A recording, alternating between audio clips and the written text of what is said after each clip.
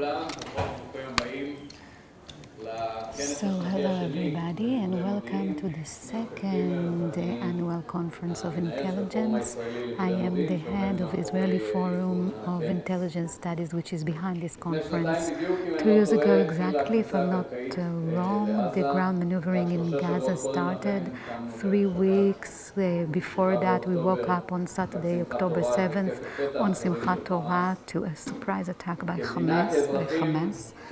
As a state and as intelligence researchers, all of us were surprised and all of us learned the lesson the hard way about the importance of intelligence. So even today, excuse me, we just your name, please. We pray for the return of the dead hostages and hope to see all the soldiers come back safely. So yes, last year we had a conference. The first annual conference was supposed to be held in October 23, but it was obviously cancelled. And then the very first one in 24 focus on strategic surprises. The past 2 years showed us that there are various questions that such a failure alongside different successes raises. Political questions, social questions, cultural, psychological, legal questions and others. That's why the ceremony this year is about changes falling failure, different changes in the world in the practical world, in the world of research.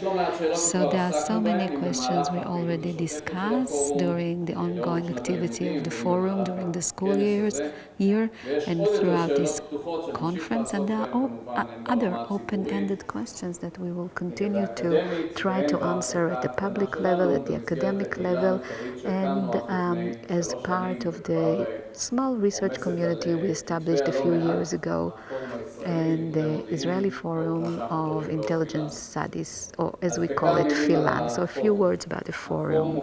The forum was established in 2022 as an initiative of the research methodology, the Institute of Research Methodology of Intelligence, as part of a bigger enterprise. Afterwards, so after Yom Kippur War, Israel became a center for academic research on intelligence. Well-known researchers were active here in Israel. One of them is here with us. But as time went by, the traumatic memory of the surprise of Yom Kippur faded away, and the intelligence remained more of a theoretical matter, but still there are researchers like Professor Bar Yosef and Shlomo Shapira who are here with us, and Itzik Ben Israel and others, but the number of courses, the number of researchers could have been higher, and the connection between the academia and the Intel community in Israel is so much, it's kind of loose compared to the connection overseas. Yesterday we spent the evening together, academics and Intel officials. We spoke about intelligence studies around the world. We said that it has become a separate discipline in the 80s or 90s, and more so after September 11th.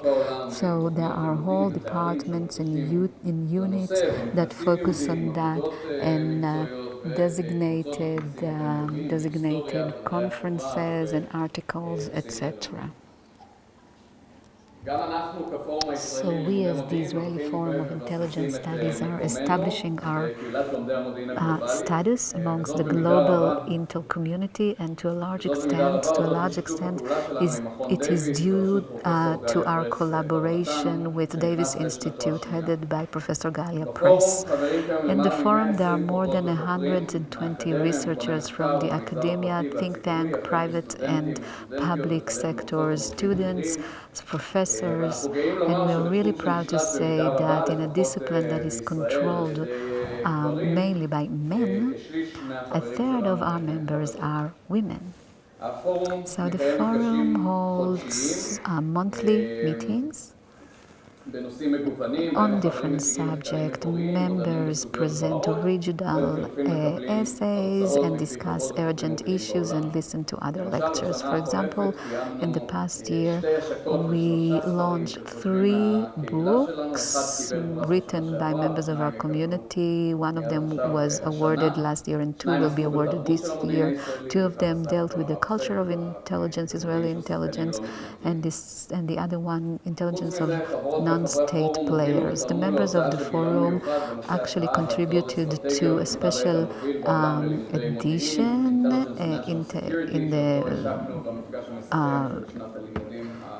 in the journal Intelligence of National Security, and they also contributed to several articles that were published in Hebrew, published by Marachot, and all of it is dedicated to intelligence and October 7th.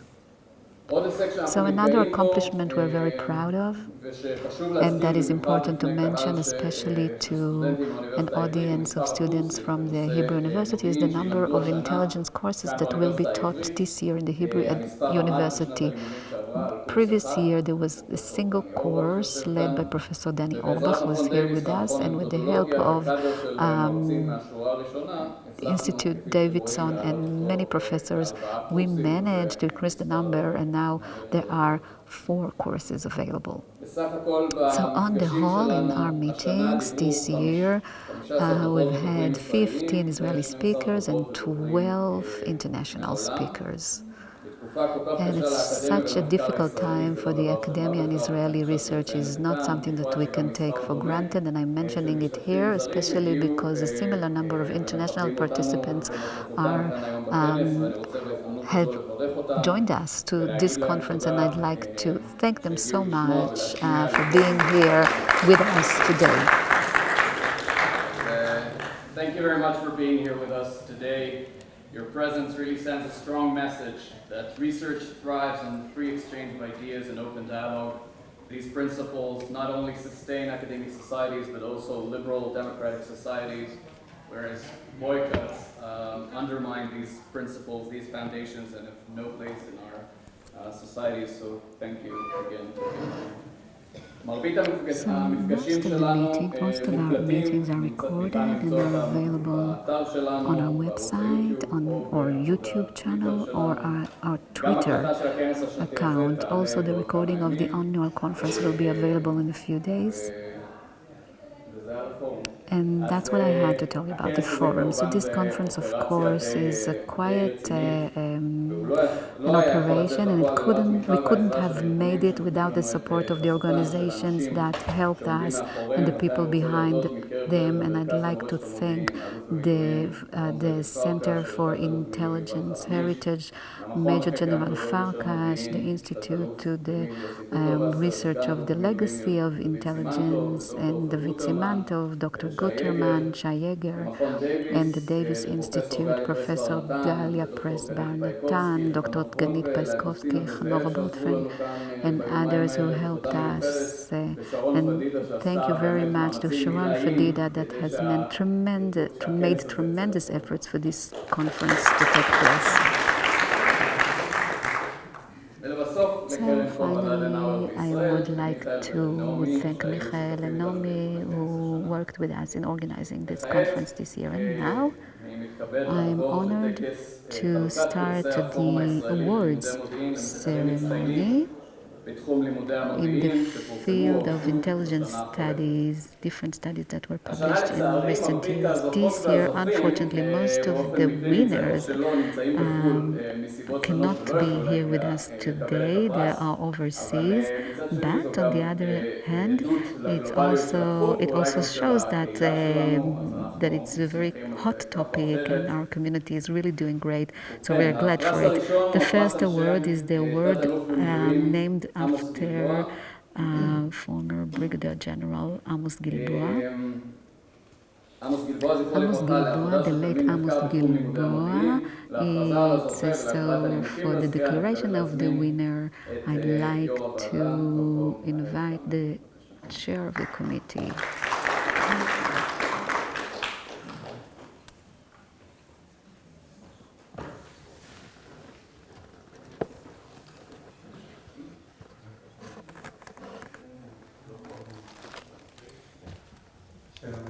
Hello, everybody. So first of all, I'd like to thank the other members who helped me select the winner. So several papers were submitted to us, and we had many discussions about it, and we discussed the essence of this discipline, etc. But let me say that the award is named after the former Brigadier General Amos Gilboa, who was the head of the research department in Intel Directorate and died a few years ago. He was brought up in Kiryat Chaim. He was an infantry soldier. He was discharged and studied Middle Eastern Studies here in the Hebrew University, and then he joined the IDF again. He was the head of the Intel research in Intel Directorate, and he participated in the delegation that discussed negotiations after Yom Kippur War and peace talks in the 80s. After his discharge from the IDF, he became correspondent on security affairs, and he was advisor to Prime Minister, Minister of Defense. He gave lectures about intelligence, wrote many articles, and he focused on learning from failures, and he edited the Green Book that I guess many of you are familiar with and were exposed to. And in 2008, he actually co-wrote another file, and in 2013 he published the book Mr. Modi'in about the former head of Intel Directorate, and he was given an award for it. So he also published articles and books about withdrawal from Lebanon, prevention of nuclear weapon proliferation. He was one of the leaders of the Institute for Research of the Intel. So as I said, we received several papers, several studies. All of them were high-leveled, very diverse. Some of them were historical, some of them focused on policy, and it was hard to choose only one.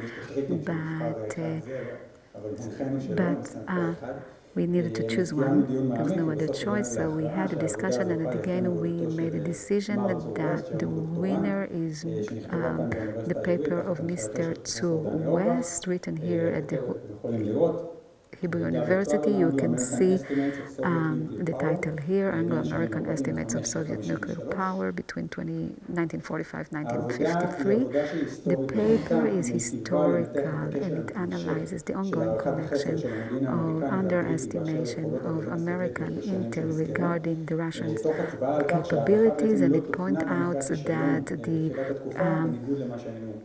it didn't happen as we expected.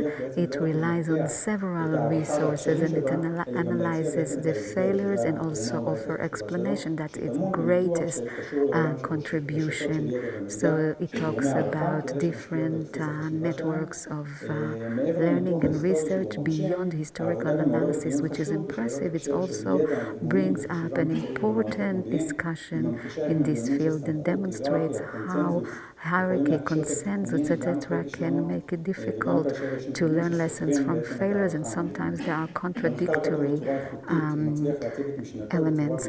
So it is very persuasive, it is very clear, and we, the members of the committee, think that it has much potential, and we urge Mr. West to develop further, to pursue these topics. So congratulations, West, and his Professor Danny Orbach. So he is a PhD student in Oxford, England, so he's not here with us, but let's all congratulate him together.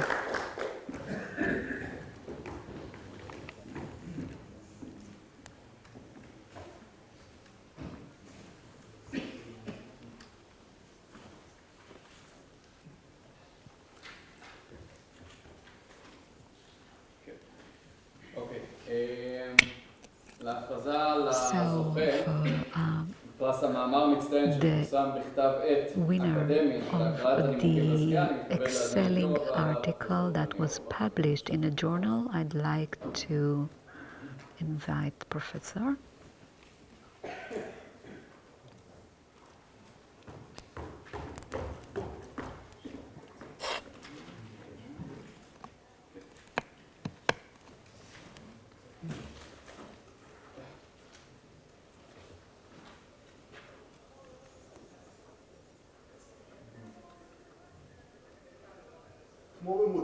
It's like in intelligence, you're looking for the right piece of information.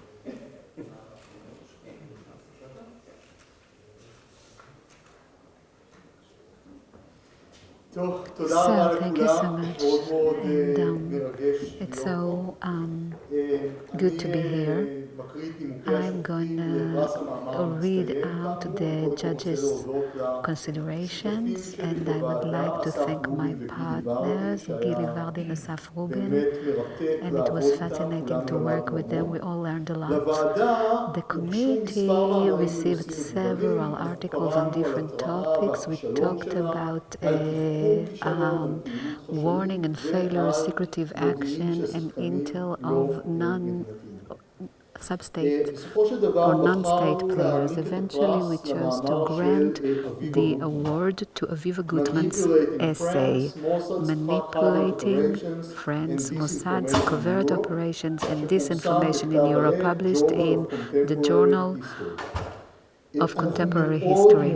We were really impressed by the research behind this essay. It interprets a complicated, complex reality and gains insights and not only repeat well-known facts. This is an original study, fascinating study, and established one based on archive material and unique resources from the Swiss archive. Gutman doesn't only suggest the resources, but she produces from the initial source some hidden insights that are not necessarily explicit. So actually she exposes how the Mossad used a kilowatt element that was meant not only for exchanging information with other entities, but also for creating alternative narratives. The committee was impressed, especially from Gutman's insight, that disinformation was not only tactical. Disinformation is really mainly concealment, but here she claims that it was a tool used between partners. The Western agencies themselves, she wrote, tended to believe in the narratives provided by the Mossad because these narratives allowed those agencies to keep on working with Israel and while avoiding having to face political consequences. And the article expands the understanding of the term disinformation. Disinformation, I emphasize again, disinformation as a means of communication, and it showed that these are not limited only in the field to the field of public propaganda, but also are evident in close relationship, and it combines empirical analysis and it helps understanding tensions and cooperation between nations, and that's why we decided to grant the award.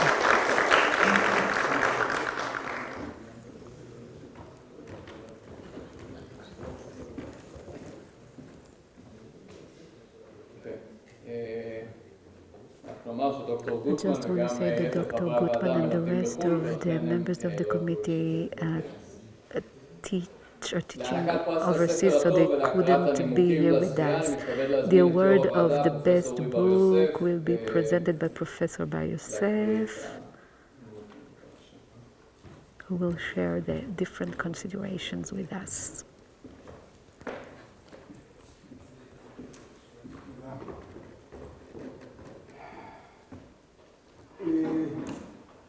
So yesterday I attended another ceremony with award ceremony. The chair of the committee said that they had 57 books to choose from. So our job was easier. We received 5 books, and the members of the committee, Yossi, Kuperwasser, and Galia Press-Bar-Natan, and myself from the Davis Institute, we received 5 books. One of them, we read one of them, and we thought that it wasn't relevant enough to our topic, so we're not going to talk about it. But the other 4 books, actually, they were very difficult to choose from. The 4 of them were excellent, relevant, and that's why I'm not going to speak not only about the book that we chose as a winner, but I'll speak about the others as well. So the first book that we read by Uri Rost and Shira, they talked about the early years of Israeli Mossad, 1949. 1963 was published by Modan Publishing House in 2024, and this book, actually for the first time,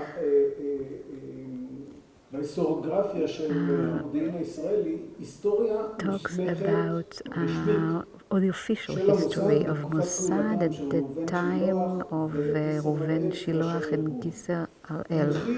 And it's a treasure of information that hasn't been published up until today, especially with regards to the developments of the different wings, and it's very readable and coherent, although it actually relies on exclusive accessibility to materials, and it's quite problematic. And although it was approved by the organization, it's not actually the history of PR, but it also talks about, it also specifies some critical points, and I hope that this book will become very helpful in future papers and studies on Mossad, and that's why I think that we should praise this book. But since this book was written as internal history based on materials that are not accessible to other researchers, we thought that it cannot compete over the award, so we're just mentioning it. The other book, the second book, not surprisingly, you probably heard it.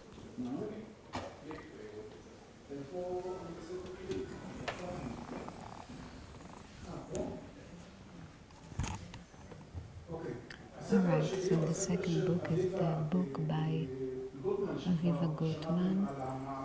You heard about her article. It's on the same topic, Operation Worth of God. So the book describes the cooperation between Mossad and Intel Directorate, and they talked about the time after the Munich Olympic Games, and it relies on documentation from the Swiss archive, and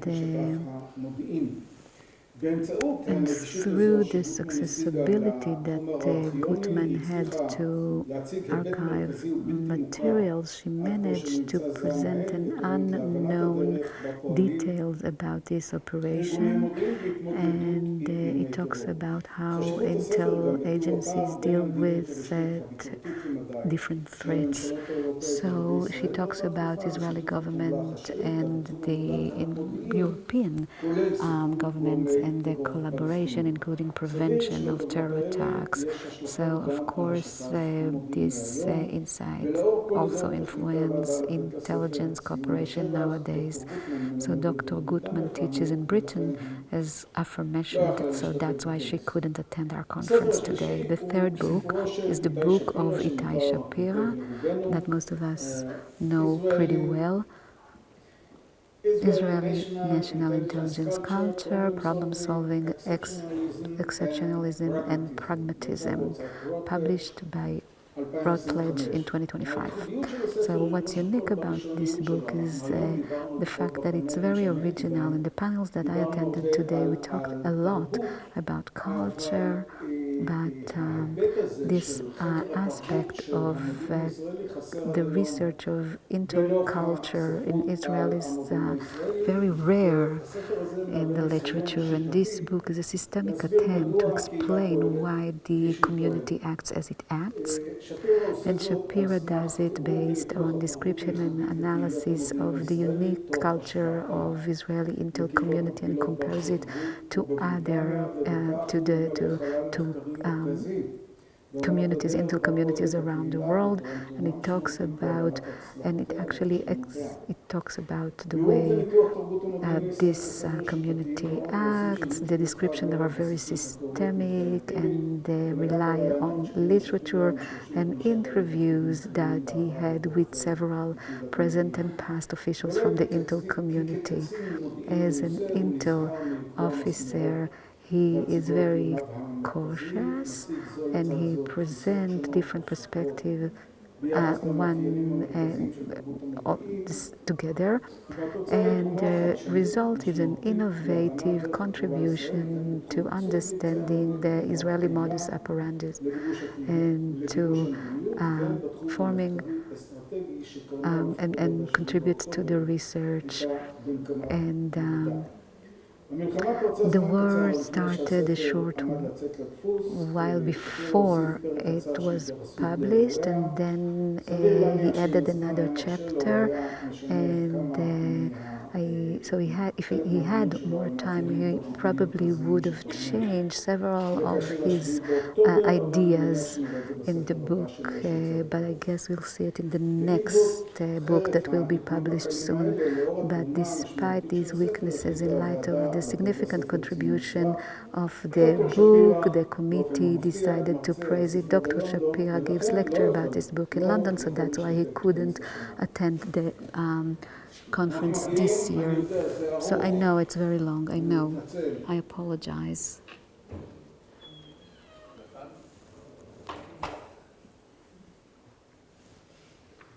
So the last book is the book by Netanel Plesner, The Hamas Intelligence War Against Israel, Cambridge 2025.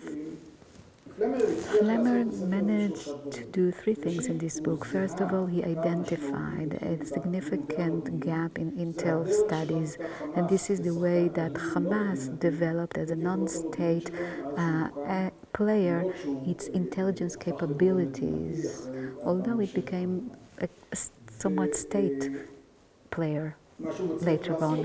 What he manages to do is he reviews or he bridges the gap in this book. So literature acknowledges, so there are studies about violent players, non-state players such as IRA in Ireland, but Plesner's study is first about intel capabilities of Hamas, and we've learned all about it the hard way. So the second thing, the scope of the book describes the way Hamas developed intel capabilities ever since the 80s until October 7th, differentiating between collection abilities, UMINT, OSINT, alongside developing operative intelligence and research. So he encompasses all fields of activities, and he describes how Hamas developed throughout the years. For that purpose, the book combines between Israeli sources, Arab sources, and also documents from interrogations of Hamas members. So there are many also examples that describe what they did, and it's a very comprehensive description in a field that up until now was not much researched. So it bridged the gap in helping us understand how a non-state player acts, a player that developed its capability related to intel. And he actually do that in less than 200 pages. This is an achievement that many other researchers probably envy, and Flammer is only at the beginning of his career. So in light of all that, unanimously the committee decided to grant the award to Natan Flammer's book, and you are welcome to join us on stage.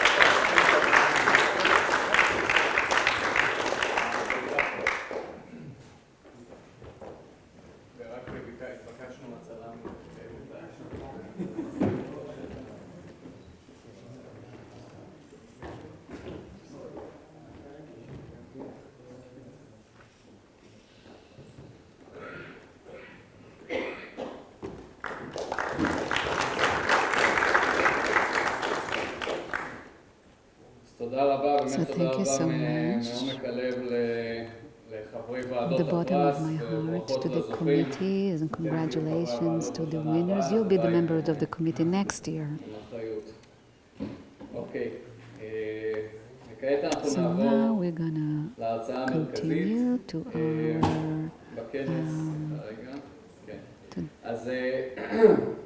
and we're going to start with the lecture. I'm honored to invite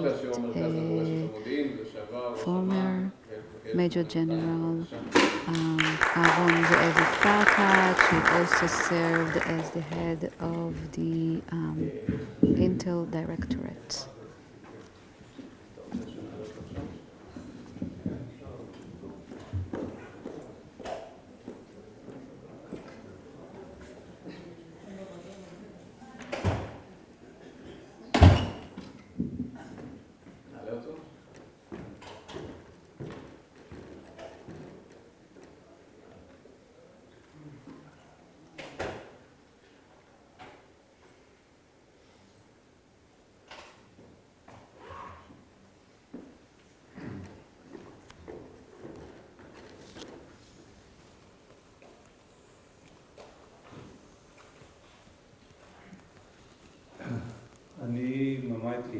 So I don't write much, but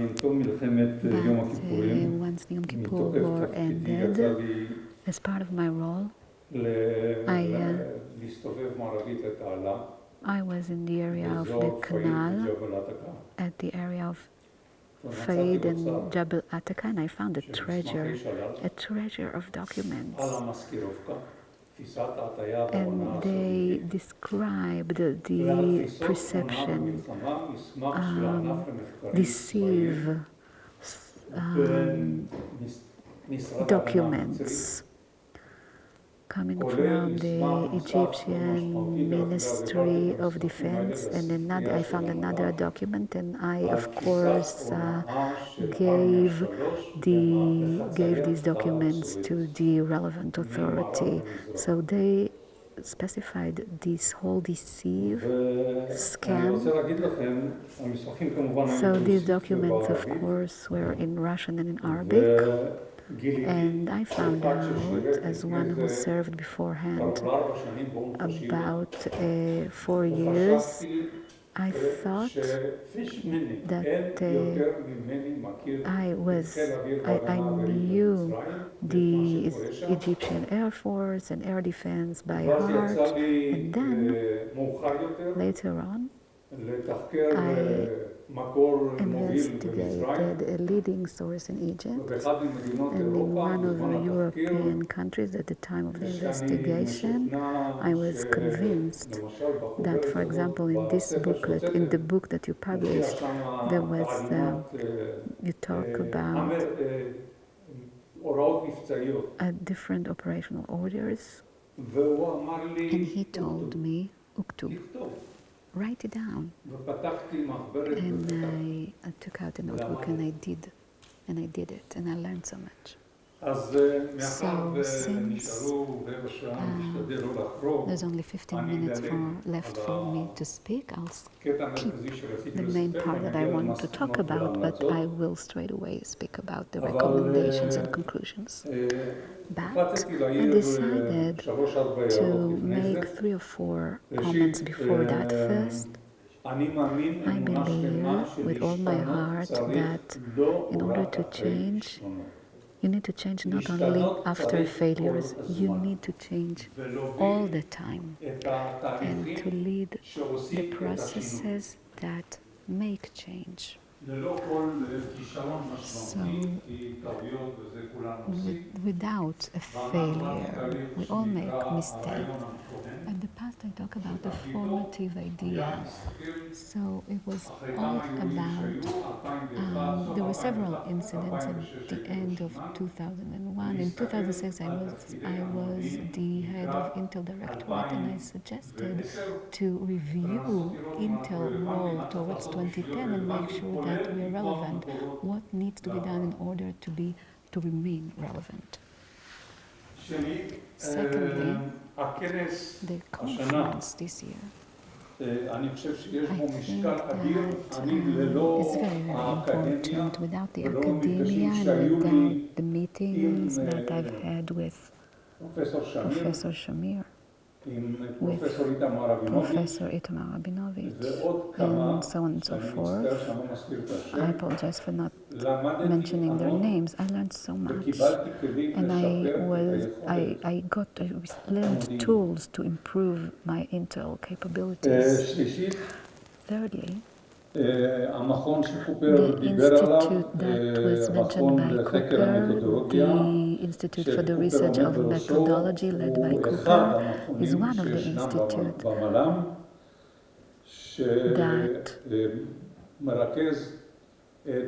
that actually coordinates the thinking processes of Shabak, Mossad, and Intel Directorate. And I think that in a place, this is a place where integration is made. So maybe it should have happened earlier. I want to talk about two exhibitions we opened this year. One is about the history of intelligence, and the second one is an exhibition about October 7th. I think that it was one of the most impressive, moving exhibition in Israel, and it actually shows in a very clear way what happens when warning fails. So now a few highlights, and I'll finish afterwards. So of course, join those of you who said that we have a duty to bring back all the dead hostages. And secondly, it's hard to disconnect the lessons from October 7th from the overall regional and global picture. If you look at it, in a narrow way, we might make mistakes. And thirdly, when we speak about war, I'd like to tell you, according to my opinion, because there has been an argument about it 8 or 10 years before October 23. What are the core missions of Intel? So the way I see it, warning, I think, is perceived as an important one again, but actually we talk about warning to prevent war. And this is super difficult because it's not evident every day. And the second, to supply intelligence during, before, and after war. And third, precise intel about specific targets. And now I'd like to say that usually these missions, the second and third missions are fulfilled by us successfully to find the specific vehicles and the relevant window, etc., etc. We know how to do that. But regarding surprise and warning, we are in good companies. I don't need to remind you of Barbarossa and other failures. And we have to think constantly how we can improve our capabilities related warning to prevent surprise. We, the State of Israel, so ever since the establishment of the state, I think we've witnessed 3 strategic surprises. Rotem, 1962, Egyptians, divisions in Sinai, and also the surprise of Yom Kippur, war and the surprise of October 23, of course. And we need to think how to teach it, how to, when on a daily level, we are more busy with the second and third missions. So with your permission, I'd like to mention 10 points that are related to the future battlefield challenges. And I think it's very important to be aware of them, and I hope that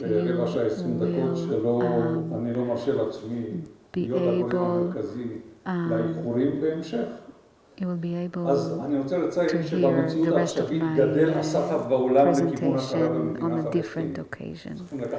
We need to take into account that there is higher pressure to impose sanctions on Israel and to recognize the Palestinian state. This is an introduction to those 10 points that are related to the challenges. So first, and it's unrelated to intelligence, the most important challenge that I see is the rift amongst the citizens of Israel, the residents of Israel, and how it's a critical mission. When we speak about the military of the people, I think it's also something that can contribute. The second point, prevention of a nuclearization of the region. So both enriching and launching. So I'd like to tell you that in 2001 through 2003, when we realized that Iran was trying to improve its enrichment capabilities, uranium enrichment capabilities, we had an argument, and we also discussed it with the Americans and the British, and Prime Minister Sharon asked me to visit several intelligence agencies and convince them that Iran has a military nuclear program. Farkash, I think he was appointed in 2003 to become the commander of the project, and then it became separated from the civilian system. So I don't have to tell you where we are now vis-à-vis Iran, and as a result, it seems to me that this critical mission of prevention of nuclear weapons, we know what's going on in Egypt, we know what capabilities they have in Egypt, and what capabilities are being developed by Saudi Arabia, who is not willing to go for a program that means enrichment within Saudi Arabia. By the way, they suggested it in Iran in 2001, 2002, and they were not willing to hear anything about it. They told them, we'll bring you enriched uranium from the outside, and you can use it for nuclear reactor in Bushehr. And last September, they approved 3 other nuclear reactors in Iran. The third challenge is the threat of surface-to-surface missiles in ranges that endangers the state of Israel. Wherever it exists, we need to address it anyhow we can. But this threat, surface-to-surface missiles, is significant because of the Israeli Air Force superiority. All the countries around us, including Iran, understands the significance of counter weapons. So number 4 is the technological challenge. Cyber. AI. Quantum computing, and the laser revolution. So I don't have enough time to describe each of them, but regarding the laser revolution, I'd like to tell you that 5 years ago, the State of Israel managed to create effective laser weapon, and I'll tell you humbly that maybe it's the most effective in the world. And actually, it already managed to hit dozens of drones. So So we have to remember that with regard to the technological challenge. Number 5, the size and the amount of unmanned aircrafts. Let me tell you very cautiously that 50% of the Air Force abilities was unmanned. Pilots did not have to be, maybe they operated it from the ground in Israel, but it's not as if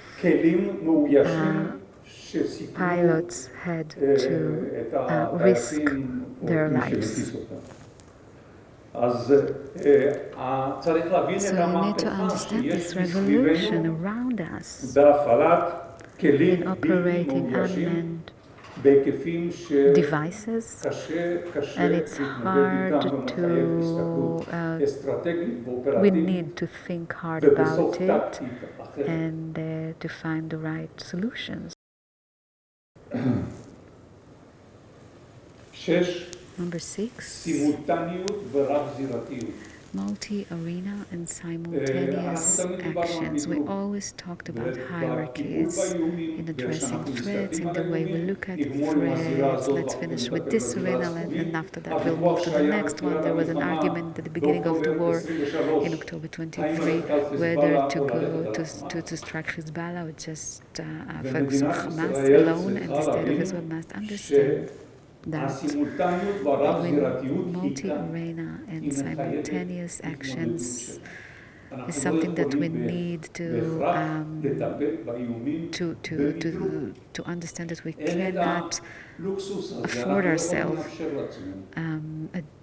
comply with the hierarchy. We need to work all together.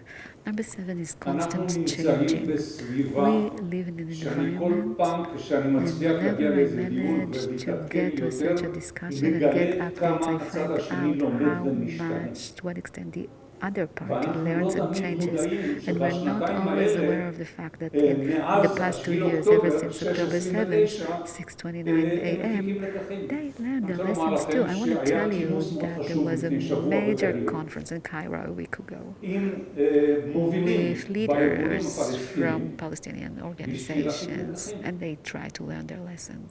That was the purpose, and there are different entities that help them do that. So I think that this thing, this element of constant changing is not only, it's not only something that we have to do. The other party changes, and we need to understand that. The 8th point, the importance of defending the skies. Iron Dome intercepted 97% of the missiles. 40,000. 97% of the 4,000 or the 40,000.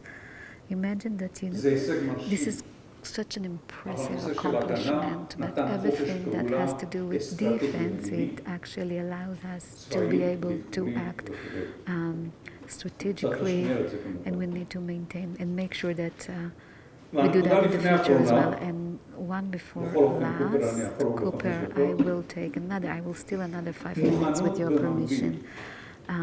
Preparedness, the ability, the need of Israel to be prepared to war, and it's critical. First of all, prepared to Iran as a state, and not only against its nuclear abilities or its surface-to-surface missiles. Prepared for Hezbollah in the northern arena. There are constant changes there. You see that we promised that we will maintain the situation after our attacks, and we're really trying to do that, and I hope that this will happen in Gaza as well. Guerrilla war in Gaza and Judea and Samaria, and I don't have enough time to speak about Judea and Samaria, but I have no doubt that there is a huge challenge for the state of Israel in Judea and Samaria.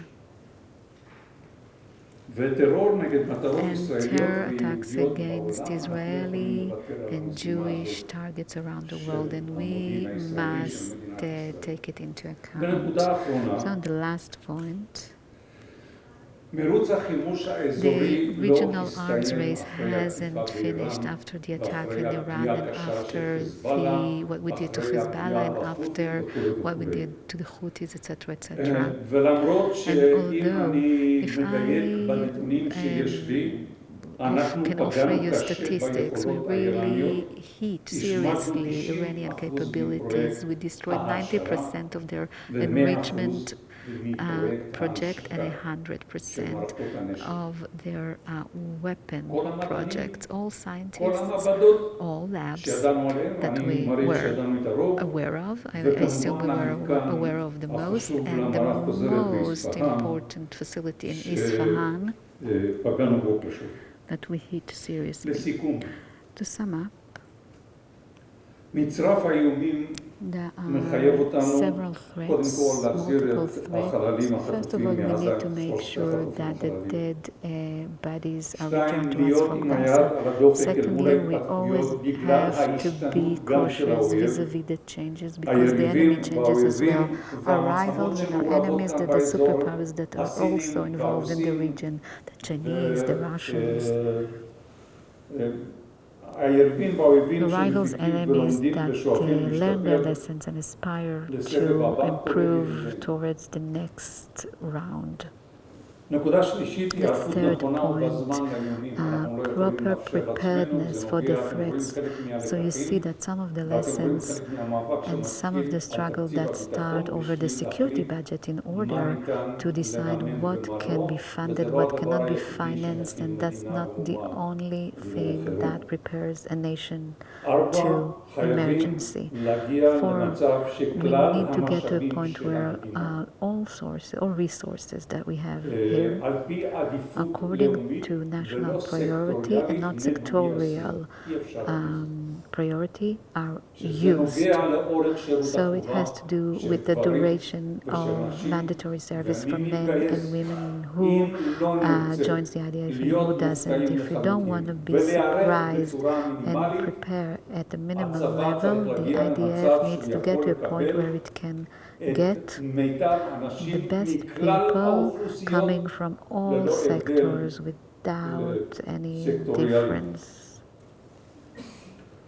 Fifth point, I believe in initiatives. I believe that we should constantly initiate. I don't want to give you examples, but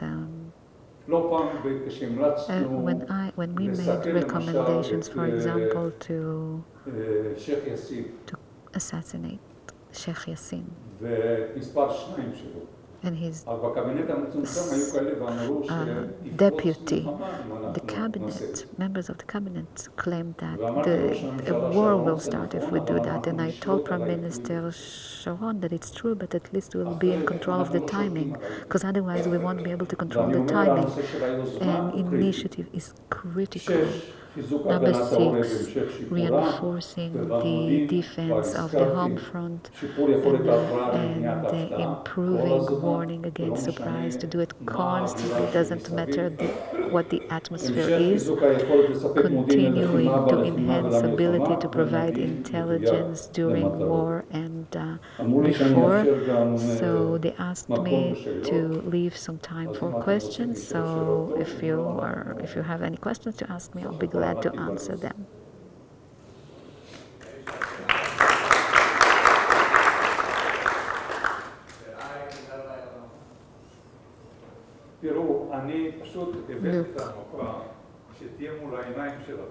I brought the map so you'll be able to see it, to look at it, because I wanted to tell you, get closer to the microphone please, I wanted to tell you about the correspondence between Gideon Shamir and Professor Shimon Shamir at the end of December 1973, beginning of 74, and they talked about meetings that they had with Naqib Ali.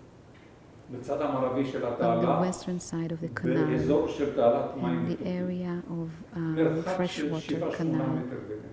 They had there were 7-8 meters between them, and what happened between them? There were many casualties, but at the end, one of them invited the other to a cup of coffee. So what came out of it? What was the dynamics near the border? So there are there's dirt path, and it's quite narrow on both sides. So on the one side there are Hamas terrorists or Islamic Jihad, and on the other side Israeli soldiers. So, and every morning everybody wakes up and there is a drill. But what develops in such areas where there is so much friction, it's hard for the intelligence to see it.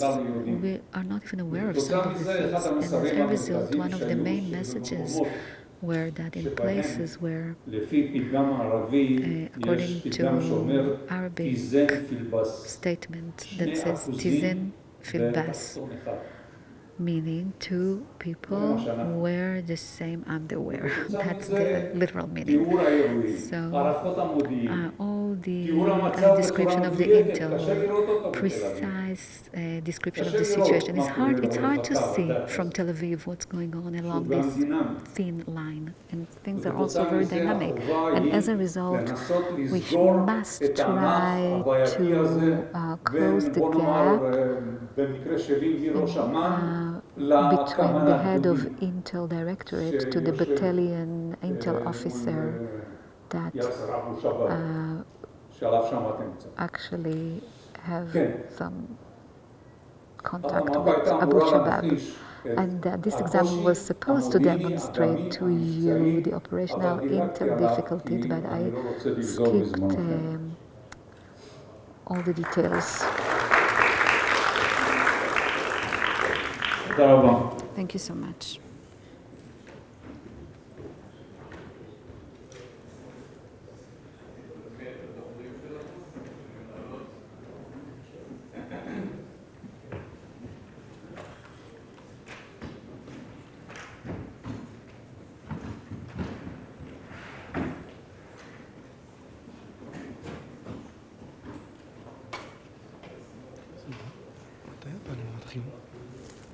נראה לי שזה רצוף.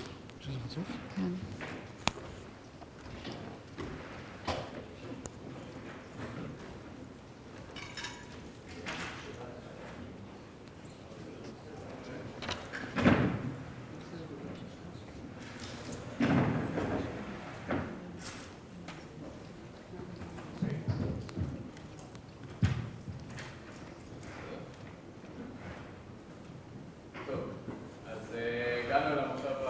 So this is the final session of our conference. We are very grateful to all the people who decided, who made an effort to be here.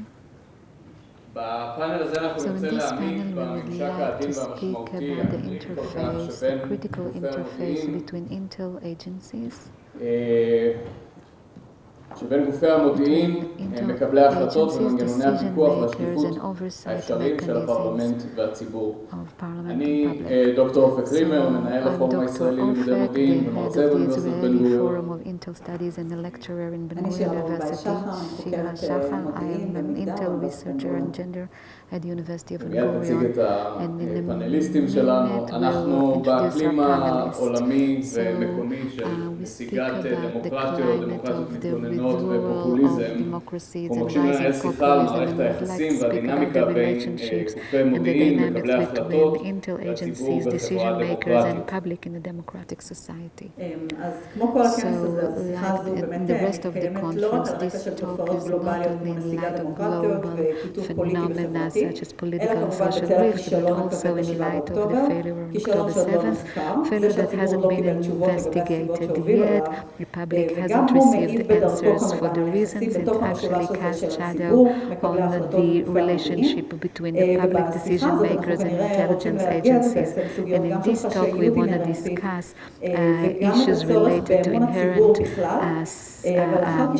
discretion, but also we all need to resume public trust. And on the other side, we acknowledge the need of a diverse intel community that challenges perspectives and still is heard by decision makers.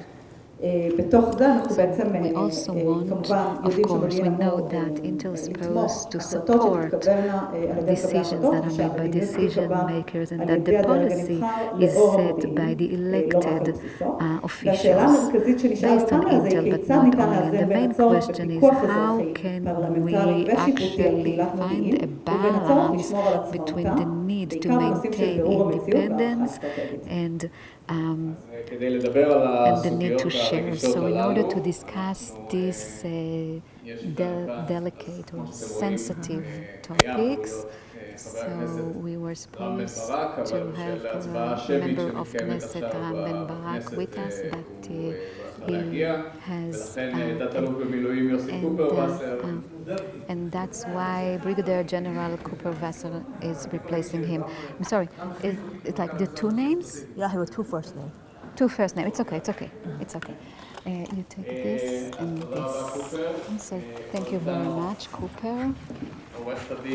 So Advocate Devorah, specialist, and she was the head of criminal affairs in the State Attorney's Office and former member of the Knesset.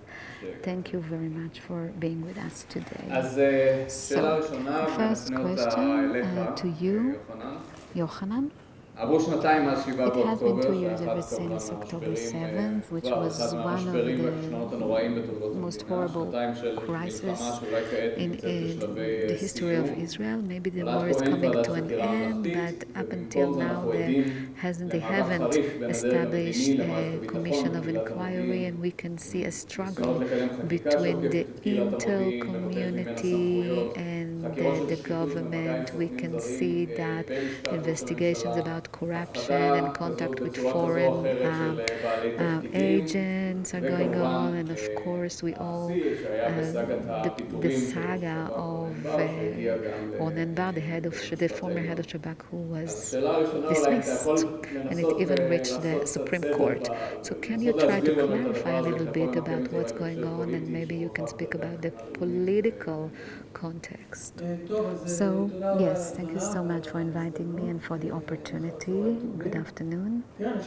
Look, I think that when the war broke very, very quickly because of the magnitude of the event and because of our lessons for Yom Kippur. Can you use the microphone, please? 6 באוקטובר וזה קרה ב7 באוקטובר. ואנחנו באמת בטראומות הקודמות היו תהליכי תיקון. In the previous trauma, there were different correctional processes. So we all immediately think about the National Commission of Inquiry, and there were systemic conclusions, and of course people from our community are familiar with the systemic conclusions. After the Rabin assassination, the Shamgar Commission discussed it, and there were also lessons with regards to the intelligence issues. 9/11 in the US, it took about more than a year to reach conclusions, but they did.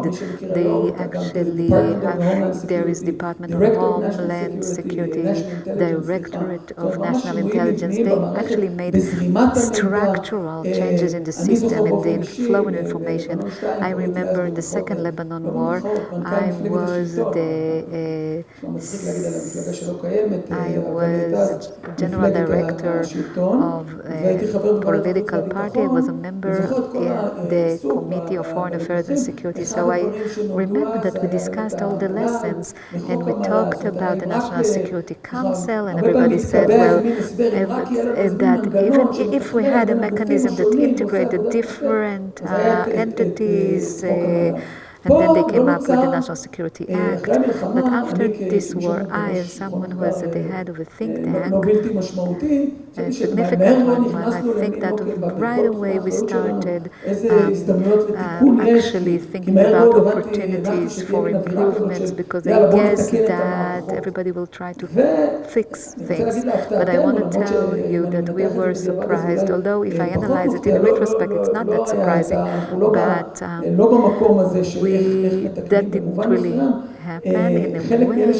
Some of those who made several proposals, you mentioned the Feldstein bill, were the same ones who opposed to the interrogation. Instead of learning lesson, let's right away skip to the conclusions and solutions. I think that there is a solution here of how to analyze this very unique failure and the lack of national lesson learning. But I would divide it into two. The expectation from this tool of a National Commission of Inquiry, national tool, is one. The expectation is to clarify the truth, to find the truth, and to come up with systemic lessons and conclusion. And three, to put the blame on specific, officials. And maybe in today's circumstances, considering the lack of trust that is very much evident around us, the ability to implement these three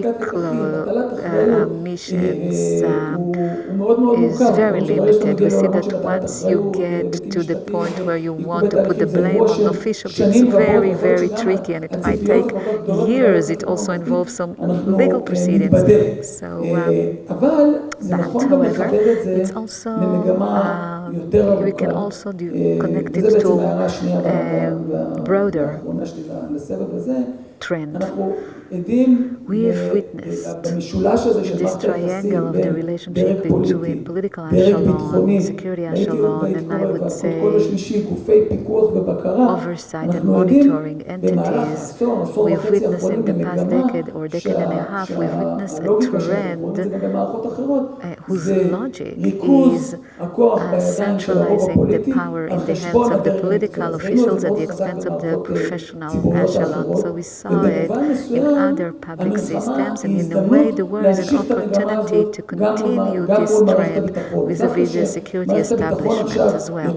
So the security establishment is weaker now following a fiasco, a failure, which is so significant. There is no attempt here to see this incident as an opportunity to learn lessons and clarify the truth, but to shift more power into the hands of the politicians. So when we think about this triangle, I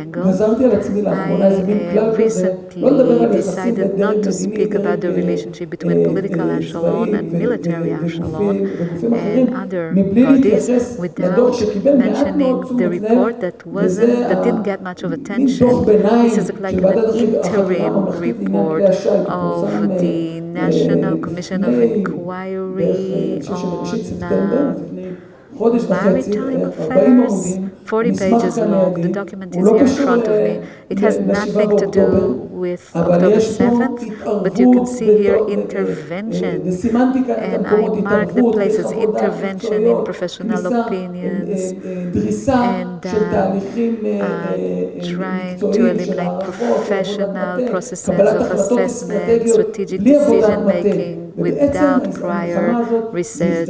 So this struggle is an opportunity, and I would like to end by saying that when you look at the other side of the other corner of the triangle, which is supposed to oversight decision-making processes, we see that each of these entities, each of these institutes are getting weaker and weaker, whether it's the High Court of Justice, legal Attorney General, and National Security Council. In the past was supposed to be a professional entity, but today it is led by a dear person, a friend of mine, but he has political loyalty whatsoever.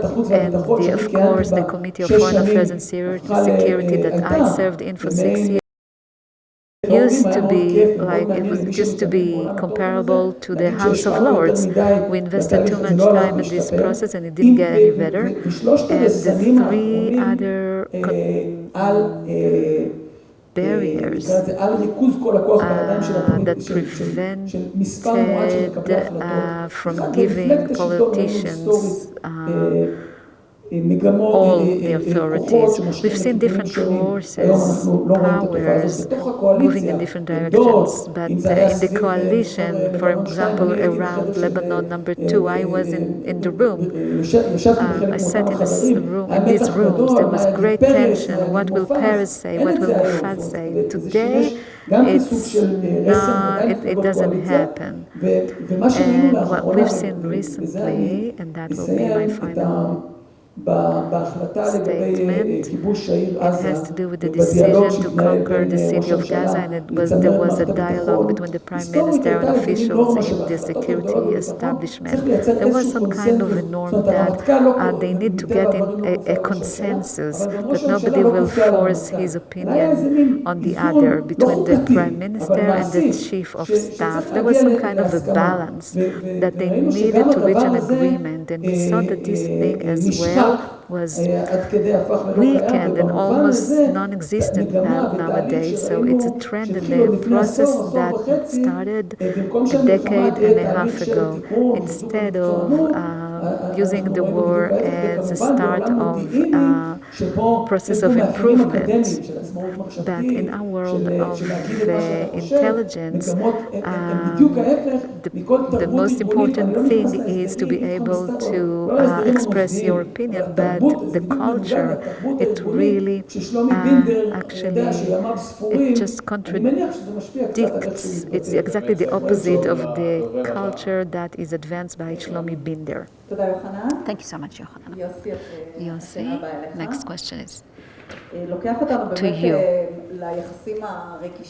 So there are sensitive relationships between political echelons and the heads of the security establishment, and the political echelon is also responsible of 2/3 of this community. They are the superior of the head of the Mossad, for example. And now I'd like to ask you, on the one hand, there must be an oversight, but on the other hand, this process of political intervention in intel work by appointing heads of intelligence entity. So we've seen it in the past as well, but ever since the war started, it's becoming more and more prevalent.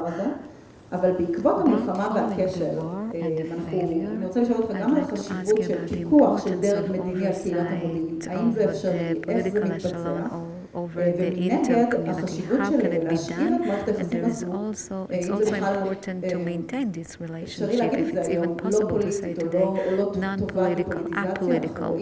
So we see politicization today. It's that this system hasn't fixed itself yet. And how can the head of an institute manage this tension of public trust? So first of all, I think that whatever that has to do with politicization, there is no real politicization in the system. There is each of the heads of the different services can approach the Prime Minister and tell him that he has different ideas, and they do it all the time. So there is Yohana, you remember the entrance into Gaza for 2 years. The military commander opposed to what the Prime Minister wanted to do and enforce their opinion on the Prime Minister. So we didn't get into Gaza, city of Gaza, for 2 years. And at the end, the Prime Minister decided to go into Gaza, the city of Gaza, and it led to Trump's agreement.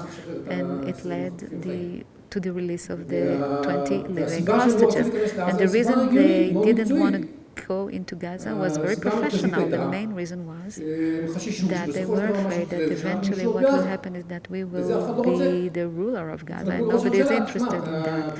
So we told the Prime Minister, we know how to do it at the military level, but at the end of the day, what do you want? What do we want? What will we do with Gaza? So the Prime Minister eventually understood that if he doesn't give this order, the war will never end. So eventually there is a tension. Even before the war, they expressed their opinion, and there were different famous letters that was meant to provide strategic warning. But they spoke about different locations, not necessarily Gaza, and he did not agree with that. He did not accept it. And eventually, the decision is it's the Prime Minister's decision.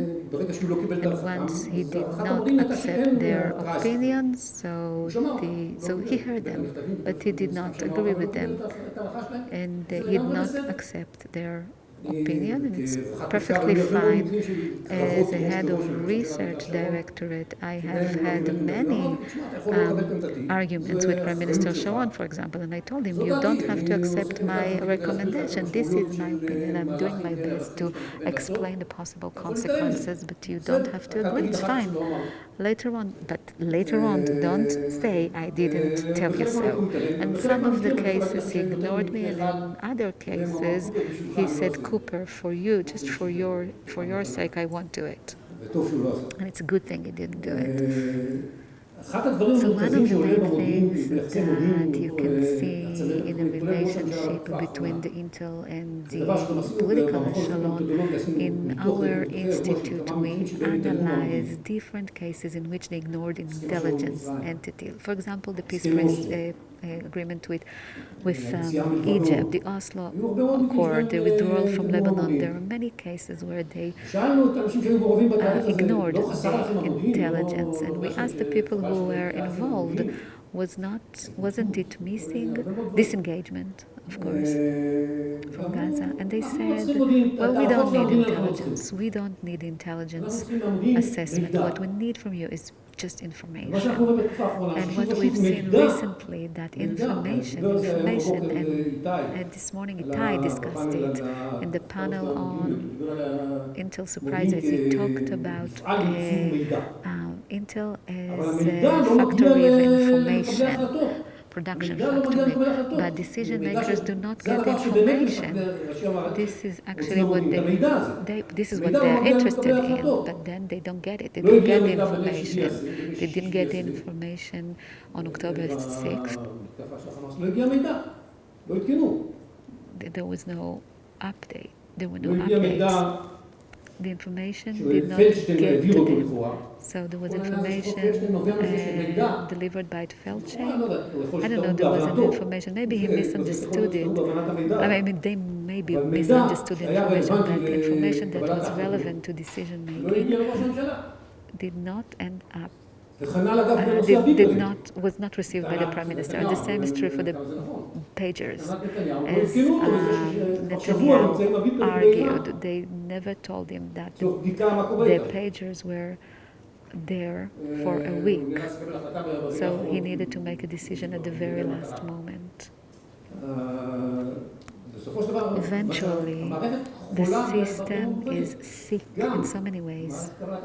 Decision-making system does not take seriously, and unfortunately, they don't appreciate the intelligence and professionalism with everything that has to do with strategic assessment. And as we said earlier in the panel, when we talked about the book, the mistake of the intelligence is first and foremost not knowing the enemy well enough. So decision makers, of course, are very cautious. And more tactical operational information is missing, so there's a real tension, and I understand the frustration of the professional echelon. Sometimes there are not even enough, but I also understand the frustration of the political echelons. We always speak about the professional echelons, but sometimes the political echelons also have just complaints. So I've spent many years in the aquarium, and really the discussion between political echelon and operational echelon must be behind closed doors. Anything other than that is not a good idea, because the professional echelon and the political echelon well, they don't know what will be leaked. And we cannot even express our perplexity. We need to do that behind closed doors. Then we might be able to reveal our perplexities. So, the same opportunities for high quality discussions between the political echelon and the professional echelon. This is something that should be created, and these opportunities only happen behind closed doors. Thank you so much. So you are showing us a picture of very strong, independent, assertive Intel community that faces the political echelon, and we can argue about that. We can argue. But I have a feeling that if Ram Ben Barak had been here, we would have heard other things. So I have to ask you, there is a danger, a risk in intelligence which is too independent. In democracies, intelligence entities that are too strong might lead to violation of human rights, but on the other hand, when they fulfill the role in democratic society, they have an essential role in protecting the regime and defending the citizens, and we as a public must be confident that they fulfill the role based on loyalty to the public and not to the king. So I'd like to ask you about legal oversight on the Intel community, and whether, in your opinion, currently the legal system has a role and legitimacy to intervene in questions related to appointments, bills, etc. So good afternoon, and thank you for inviting us. I'm really glad that I am representing a certain position.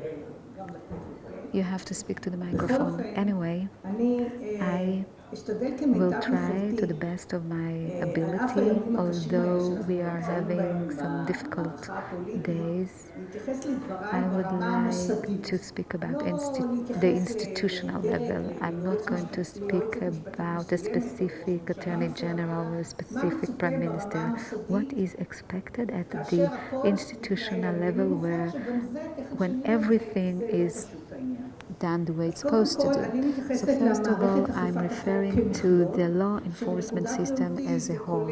As far as I see it, it includes the Ministry of Justice and the different branches, which includes the courts, starting with the Magistrate Court, ending with the High Court of Justice. It also includes a State Attorney's Office, an Attorney General, and the Israeli police, although it's a bit weird nowadays to think about Israeli police force as an entity that at the level of enforcement needs to cope with a very strong, robust system. But basically they have authorities, powers that is supposed to implement under certain circumstances.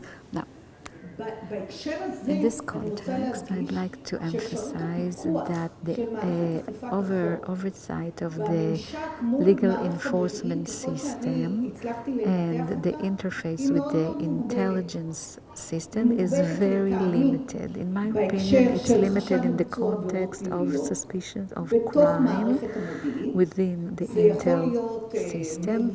It could be embezzlement, someone who was given money to act in the name of the Mossad, or someone who leaks classified information to an unauthorized source. And so these two things are related to Intel system, and the role of the law enforcement system is to address it, and in a moment I will be more specific. And the function, the important function of the law enforcement system in the context of security needs vis-a-vis civil rights and the rule of law. And these things, there must be very delicate balances there, and I must say that the legal system, its decisions are also related, look like pendulum, and in specific periods where in Israel, when there is a scale it changes. So this topic is highly important and dear to my heart. I taught about it. I taught at the university. I think that this is one of the most basic things that set our essence as a democratic society to prevent a situation that a certain security organization does whatever it feels like and in such a way limit our freedom in circumstances that we're not even familiar with. Now, the topics that, in my opinions, should not be oversighted, and I relate to Intel, are authorities. Intel, so we should not intervene. For example, I'll give an example. So people thought that the conception was that the Hamas is deterred, and this conception turned out to be false. And law enforcement system should not have a say about it because it doesn't have the proper tools to look into it. Other subjects that I think that the law enforcement system is not supposed to address is professional appointments. I don't think that the law enforcement system should decide who is going to be the head of the research division, or also the daily activity of the Intel system, whether they should invest more resources in human or other type of intelligence. These are things that the law enforcement system has nothing to say about, with the exception of cases when I speak about using technological devices, with the exception of eavesdropping law, where the law limits the ability to use different technological devices. Now, the collaboration and the possibility of law enforcement system to enforce depends on collaboration with the Intel system. The law enforcement system never sends, detectives or observers to see how everything is done. And the basic assumption must be that the security entity adheres to the law. And there might be situations, and there have been in the past, when an employee of one of the security organizations, let's say the Mossad, was given a certain sum of money for a certain activity, and he decides to take the money. But if the security establishment decides to whitewash it or not to notify the law enforcement system, it will remain unknown. So you can tell me that at the bank, if you go to if a clerk, if there was an embezzlement and the bank management doesn't want the public to know about it, it can whitewash it and never to report to the police. But the point is that it's difficult to do at the bank, because at the bank there is regulation of oversight by the Bank of Israel and different controllers and auditors.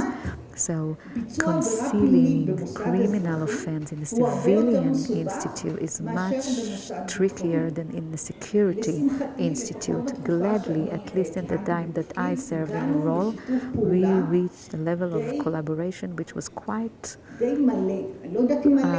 impressive with the law enforcement system. And in the context that I discussed, I can give the example of indictment against Yehuda Gil, who was a senior employee of Mossad, and he actually did not fulfill his role, and it was and he was trialed and he was sent to prison. So I think that this thing was really hard for the system where he functioned, and there were different question marks about what will the organization say, because investigators were invited into the institute. Nobody found it really convenient, but I was amongst the ones that thought that if there is one rotten apple, it should be addressed, and everybody should know about it, because in my opinion, it's not, I think that even the whole organization will benefit from it. An example regarding the balances, I'd like to say that we see it, we hear about it. Imagine. So I brought examples that were published recently. According to one of the heads of Orbach, the Prime Minister asked him to handle security clearance of one of the members of the Knesset for different reasons. And the head of the agency who revealed it to the public recently, he said that he saw it as an illegal order and he rejected it. But sometimes there might be orders that are questionable, and I expect, or society expects, that someone who finds himself in such a situation should refer to the attorney or the legal advisors and ask him or her for her advice, because it's not always a matter of black and white. And I'd like, with your permission, we're running out of time, if there are a few points, I want to give you an example that was recently published. I want you to, recently I heard in the media that there was a case with one of the employees of Shabbat that was ear drops, and because he was there was a suspicion against him, and the material that was found about him reached the Grunis committee with regards to the appointment of Zeevi. So regarding to the eavesdropping law, if the actually it needs to be approved only by the Prime Minister, and it's very limited. It can only be done for 15 days, and extensions are possible for a very short period of time, and the Attorney General should be aware of it. And then one of the people said maybe it's not the right thing for the Prime Minister to be the entity that approves it, but I think he's wrong. The Shabbat works under the Prime Minister. The Prime Minister is supposed to check. He has his own intel advisor. He needs to check all the requests or applications, and if needed, to impose some limitations. So we see to what extent collaboration with the law enforcement system is so important to guard us as a democratic society. Thank you very much, Devorah, for the examples and for the description of the relationship within and without the organizations. And I think that through the examples you gave, we also see the places where, I'd like to ask about places where there is less oversight, and maybe they are missing. And as you mentioned, sometimes these are things that are discussed only behind closed doors. And we talked about the warning in 2023. And now I want to ask you, Yohana, as a former member Committee of Foreign Affairs and Security. October 7th is a failure. It's a failure of policy, failure of the idea, failure of the intelligence. And at the end, you described the Committee of Foreign Affairs and Security. You called it the House of Lords. But I wonder, is it an oversight, significant oversight mechanism that can actually include strategic processes of the security establishment, and can it be involved in places where there is no oversight, gray areas? So what are the powers of this committee, and whether following October 7th there are some mechanisms, oversight mechanisms that are missing? Yes, these are oversight mechanisms that pluralism, but it's institutional pluralism. Let's start with this Committee of Foreign Affairs and Security. You should look at it as an institute. And as an institute, if you compare it, for example, to what's going on in Senate or Congress, it doesn't have the professional tools, the center of gravity, and authorities or powers that allows them to really challenge the system. So they come along, there's the whole system, they talk about approving the multi-annual plan. There's a whole system, I don't know, there are hundreds of people that worked on the different dimensions, and they check the systems and they work with the industries. But how can you really come as a member of Knesset based on the information there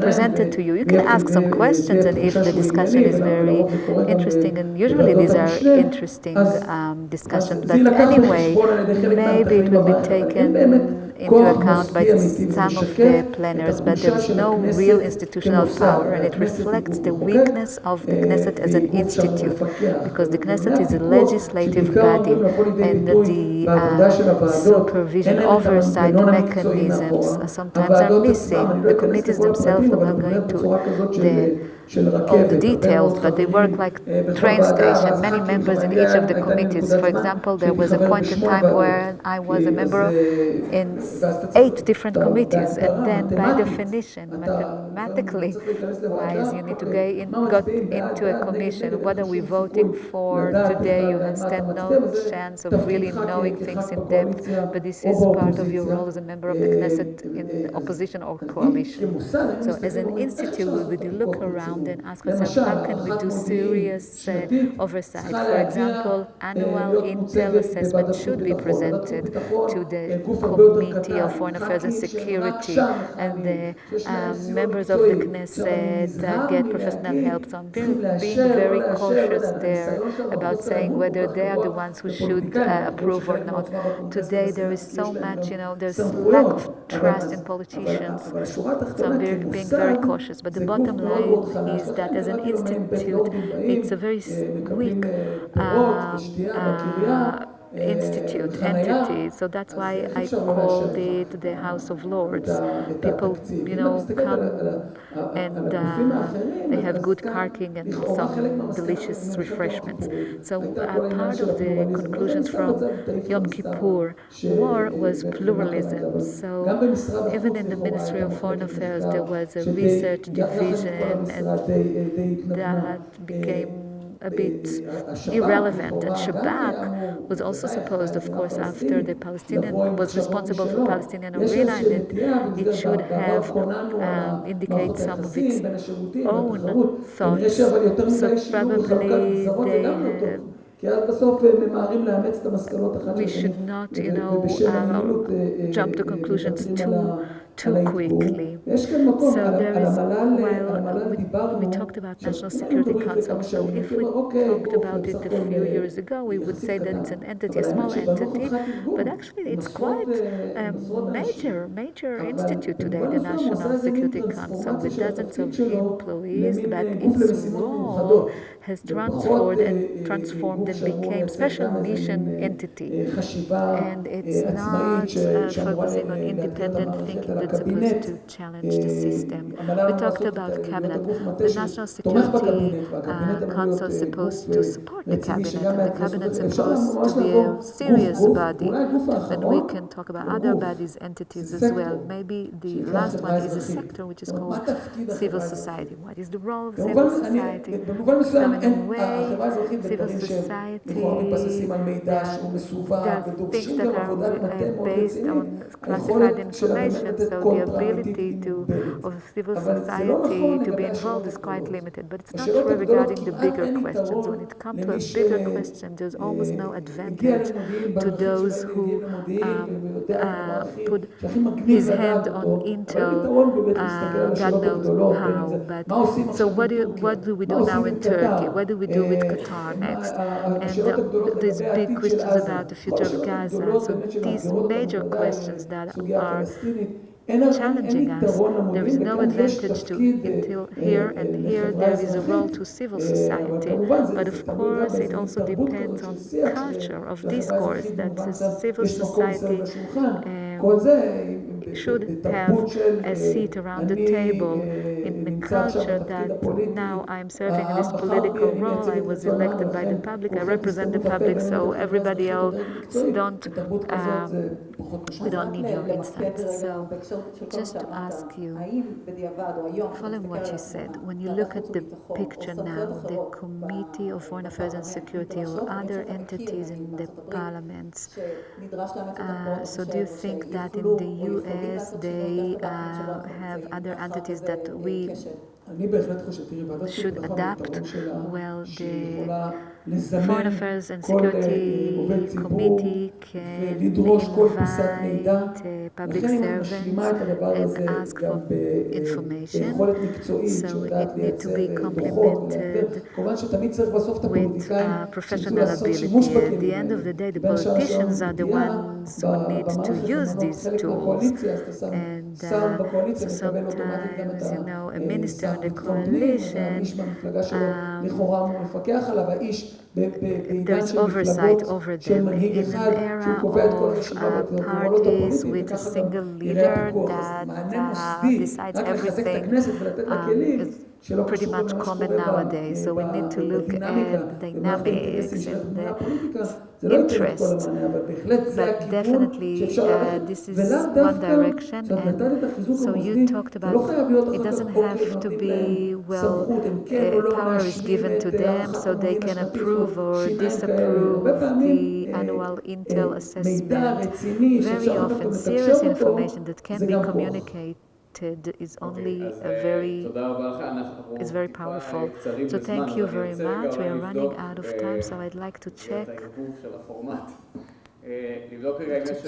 whether there are any questions from you, from the audience. Yeah, great. Uri Bar Yosef, go ahead, please. את הדיון הזה, איך שאני שומע אותו עכשיו, אפשר לעשות גם בתקופה שרבין היה שר ראש הממשלה ושר הביטחון, או בן-גוריון, או שרון. האם אתם יכולים להתייחס לתופעה של מנהיגים פופוליסטיים ככאלה שמייצרים איום על היכולת של קהילת המודיעין לעבוד?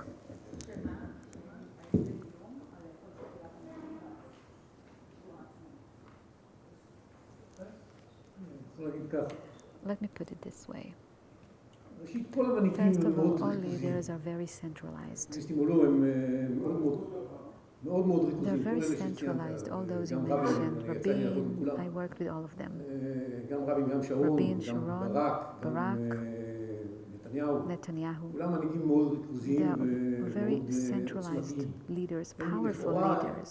So based on their experience, they know what they want.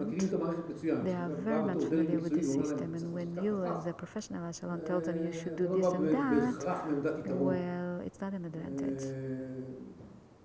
So you should be very knowledgeable about the intel,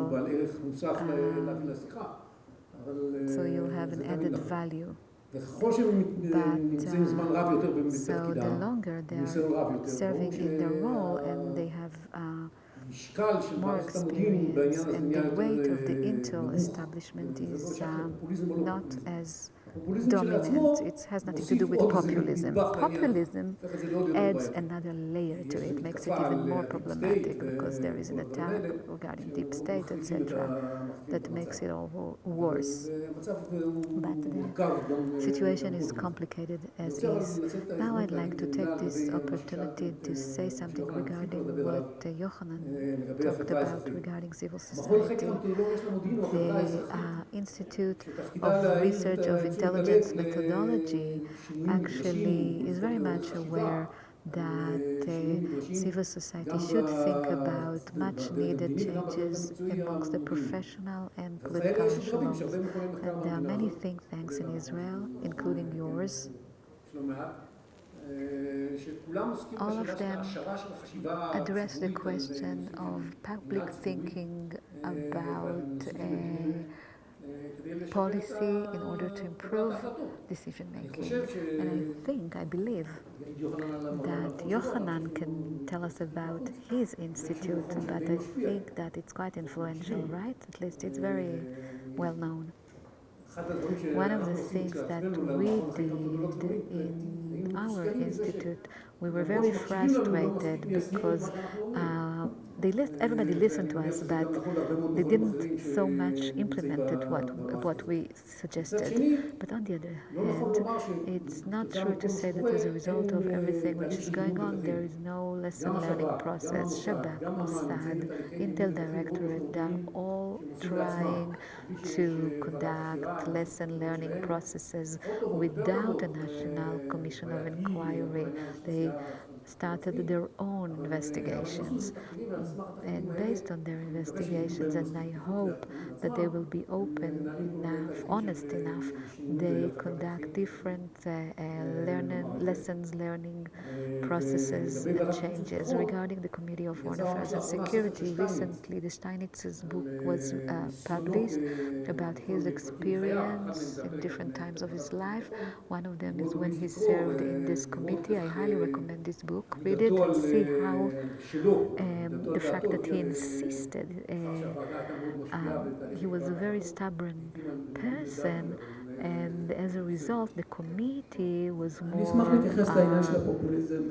heard more. So I want to talk about populism. I think it has tremendous effect. On the one hand, we speak about systems, but on the other hand, it's all in the shadow of one person, very strong, influential person. So very often we want to make changes, think about different arrangements, but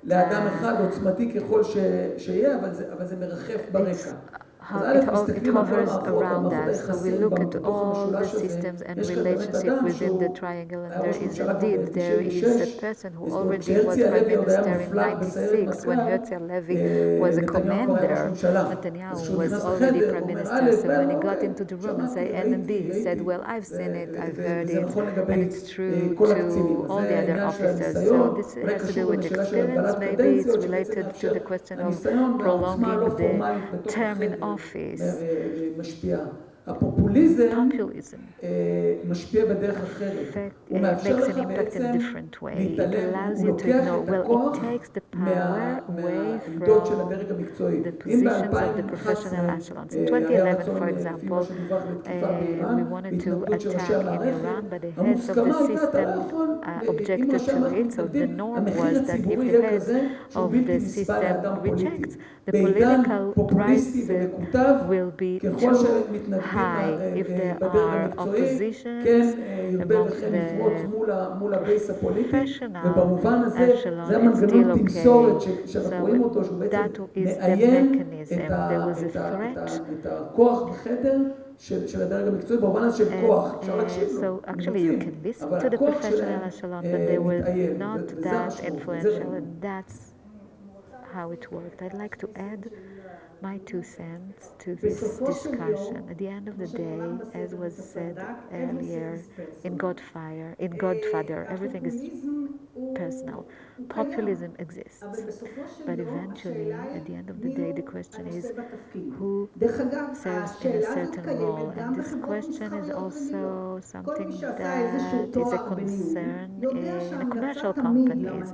If you have a degree in management, there is a recommendation that the CEO should appoint someone who has the opposite opinion, but most CEOs did not do that, right? So I think that there are certain prime ministers, and again, I don't want to speak about their names, that served for several years, and you see different conduct of theirs in different parts when they served in office. So that's why at the end the question is to what extent someone who is at the head of a system understands and internalizes the fact that if there is someone who will challenge him rather than surrounding himself by yes men, it's going to be beneficial to all.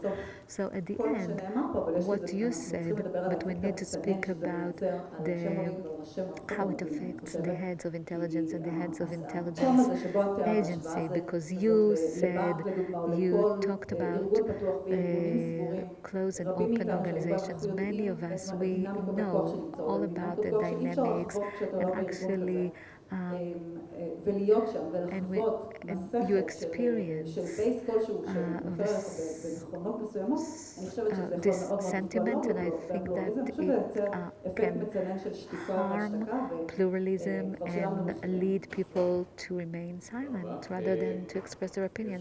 Thank you so much. Any other questions? Please introduce yourself first. Thank you. My name is Ilan.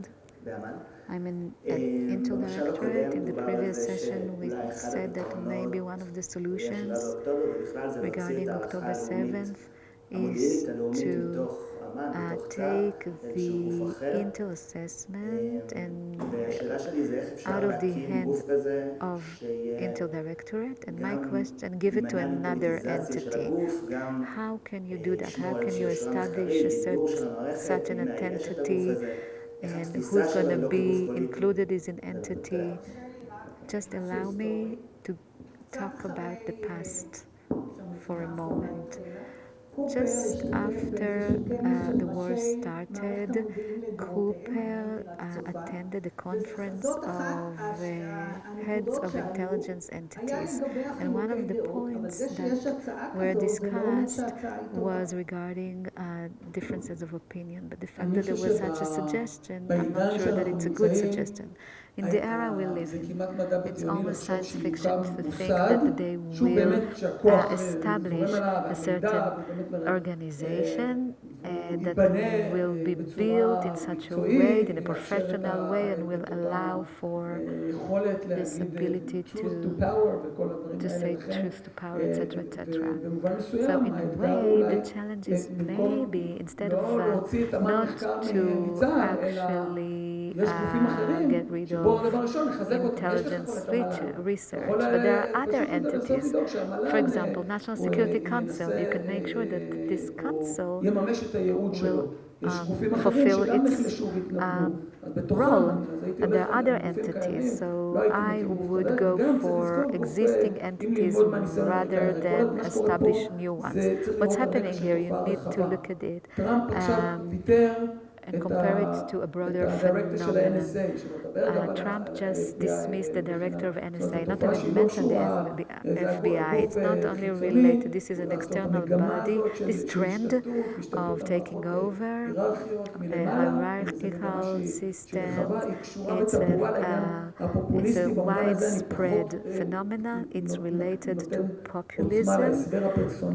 It's not necessarily about the specific person, but actually in you need to, these people need to use rhetorics. So that's why it's almost, it's a great challenge, but still to a state like ours where populism is cool, but at the end we meet reality, and we don't want to meet reality as we did on October 7th. So this is the result of systems that are dysfunctional, and that's what populism leads to. So I'm not reassured at all. Let me say a few more words. I guess that the Institute and Ofer Guterman presented the different dilemmas. Didi Simantov up there, they work in the Institute. So in terms of rebranding of the system, one of the possibilities, there are many possibilities, and I agree with Yohana that it's not going to be easy to establish such an entity out of the system, outside of the system. Another possibility is to do it within the system. So today there is no framework for the Intel community with all the components, but there should be, if there is an agreement between the different, amongst the different entities, maybe there will be an entity which is not part of one of the entities, but it will only address national Intel assessment. I think it will be able to better deal with the problem that derives from getting too close to the sun. You might get burned. So maybe this idea has a higher chance of materializing. So thank you very much. We had a discussion at the national level and international level, and it was we talked about it. We talked about the parliament and the legal element. We talked about civil society and of course the national level. And we talked a lot about it in recent year. We talked a lot about it in our conference. So